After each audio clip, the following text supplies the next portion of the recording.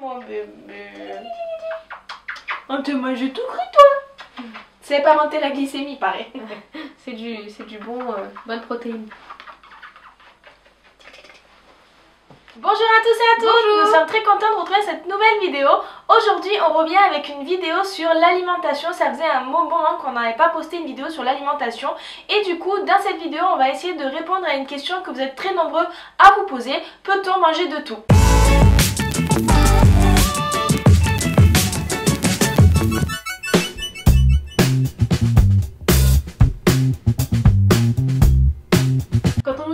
Diabète, c'est vrai qu'on voit beaucoup de médecins, beaucoup d'infirmiers qui nous parlent de beaucoup de choses à propos du diabète, mais la première chose dont on nous parle en général c'est de l'alimentation. Voilà, ils font tout de suite le lien entre le diabète et l'alimentation. C'est la chose un peu importante qu'on a à gérer au niveau du diabète dans la vie quotidienne, donc c'est vrai qu'ils nous en parlent tout de suite.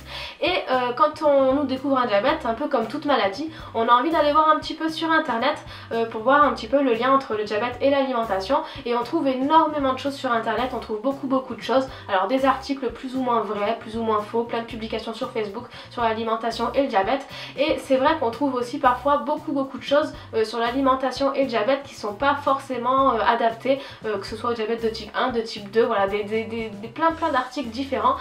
Par exemple moi tout à l'heure je suis allée sur le site Doctissimo. Alors le site Doctissimo c'est un peu le site où on nous dit souvent qu'il faut pas aller quand on a une maladie parce que dès qu'on a un problème oui, tout est envenimé, mais du coup je suis tombée sur un article un petit peu rigolo. Il y a marqué manger plus d'œufs pour éviter d'avoir le diabète. Alors voilà, bon je sais pas trop le lien entre les œufs et le diabète, mais voilà, du coup c'est des petits articles comme ça qui sont pas forcément adaptés pour le diabète. Et donc quand on est allé sur internet voir un petit peu tout ça, on a aussi notre famille, nos amis qui ont envie de nous donner aussi des conseils autour de l'alimentation, parce que c'est vrai que quand on est diabétique, ben, on a notre famille, nos amis autour de nous, ils ont envie de donner plein de conseils. Alors c'est des conseils qui sont pas forcément adaptés. Par exemple moi je me rappelle d'une amie qui m'avait dit, moi j'ai ma grand-mère qui est diabétique et c'est vrai que quand elle vient manger chez moi, ben, elle apporte son repas parce qu'elle n'a pas le droit de manger comme tout le monde.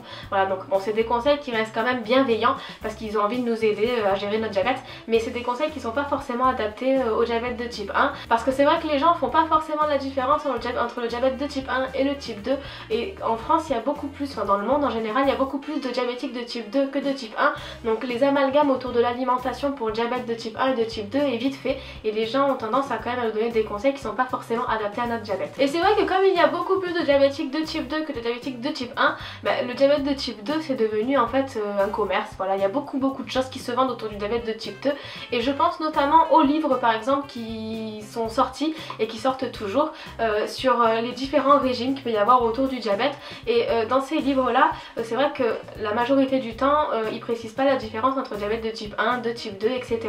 Et donc on voit des livres par exemple qui sortent où il y a marqué régime spécial diabétique, et là du coup quand on a un diabète de type 1 on se dit ouais super, j'ai trouvé un livre où il y a plein de régimes pour moi, mais en fait c'est pas forcément des régimes adaptés pour des personnes diabétiques de type 1. Et ensuite à l'hôpital on est censé rencontrer des professionnels de santé, diététiciens, médecins, qui sont censés nous apprendre des choses sur l'alimentation. Comme moi par exemple je suis diététicienne à l'hôpital, donc je rencontre voilà tous les patients à qui on découvre un diabète, et donc on leur apprend des choses sur l'alimentation avec ma collègue. Donc on est censé, nous en tant que personne diabétique, apprendre les bases de l'alimentation, de l'équilibre alimentaire, gérer des équivalences en glucides avec certains aliments, etc. On est censé apprendre tout ça sur l'alimentation. Et il faut savoir que l'alimentation que nous on avait il y a 20 ans c'est pas la même que celle qu'on a aujourd'hui. Il y a 20 ans tout était interdit, c'était une alimentation très restrictive, le sucre était interdit, les produits sucrés, les pâtisseries, les gâteaux, les bonbons, tout ça était interdit, les sodas étaient interdits, tout était interdit. On n'avait pas le droit non plus aux édulcorants parce que c'était pas bon pour la santé, etc. Et il fallait peser tout au gramme près, donc c'était quand même très restrictif pour des enfants. Et il faut savoir que cette alimentation là qu'on avait il y a 20 ans, elle était adaptée au traitement qu'il y avait il y a 20 ans. Donc l'alimentation d'aujourd'hui elle a évolué en même temps que les traitements ont évolué, et du coup maintenant aujourd'hui on a des insulines qui sont plus rapides qu'avant, et du coup l'alimentation elle s'est adaptée à tout ça, puisqu'on peut adapter maintenant son insuline à son alimentation. Et du coup les professionnels de santé que l'on rencontre aujourd'hui sont censés aussi avoir évolué avec, en même temps que l'alimentation et en même temps que les traitements, et du coup leurs conseils sont censés aussi avoir évolué. Bien sûr je dis censé puisque c'est pas toujours le cas, Il faut savoir qu'il y a encore beaucoup de conseils diététiques aujourd'hui qui sont donnés et qui ne sont pas du tout adaptés au diabète de type 1. Voilà, c'est toujours des régimes. D'ailleurs, quand on emploie le mot régime déjà dans le diabète de type 1, c'est quand même déjà une erreur. C'est des trucs très restrictifs, sans sucre, etc. Alors que ça devrait pas être le cas forcément. Et d'ailleurs, on voit beaucoup de commentaires sur les réseaux sociaux de personnes qui nous racontent un peu leur alimentation.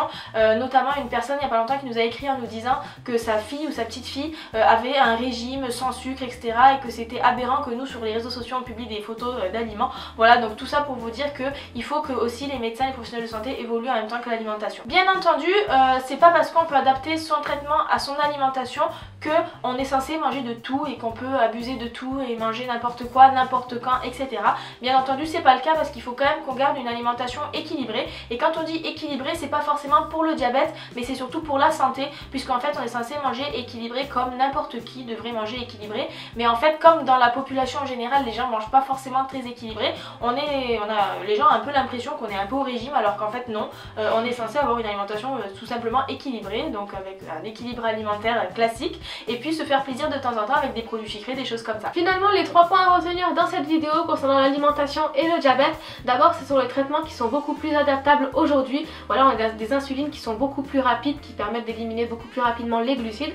On a aussi des capteurs de glucose en continu qui nous permet d'analyser un petit peu plus nos résultats, et aujourd'hui on a aussi la capacité de compter nos glucides, donc pour pouvoir adapter notre insuline à notre alimentation. On a aussi du coup le deuxième point qui est de l'amalgame entre le diabète de type 1 et de type 2. Voilà, il faut faire attention à tout ça dans l'alimentation, parce que c'est vrai que l'alimentation du diabétique de type 1 est complètement différente de l'alimentation du diabétique de type 2, qui ont souvent des régimes parce qu'il y a le surpoids qui est en plus au niveau du diabète.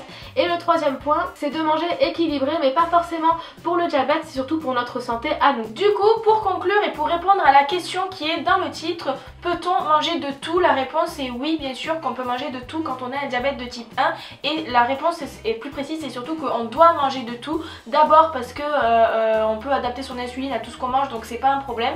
Et puis aussi on doit manger de tout parce qu'il faut éviter d'être frustré si forcément on interdit tout ce qui est produits sucrés quand on est enfant, plus tard quand on est adulte on a envie de se jeter dessus, voilà, plus que prévu. Donc c'est vrai qu'il faut quand même éduquer un petit peu les enfants à manger de tout, mais de façon raisonnable et pas en excès, etc. dans tout ce qui est produits sucrés. Et puis aussi parce que c'est très important de se faire plaisir, surtout dans l'alimentation quand on a un diabète de type 1.